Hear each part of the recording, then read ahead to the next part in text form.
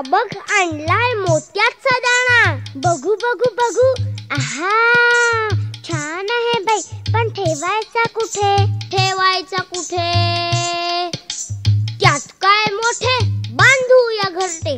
हा, झाडाच्या फांदीवर बांधूया छोटे घर. चला चला लवकर काम करू बरोबर. मी आणते, मी आणते, मी आणते कापूस. मी आणतो काड्या. मी आणते गवत. मी आणतो दोरा. आतमध्ये छानदार कापूस मऊ, कडेने गवत पसरून देऊ.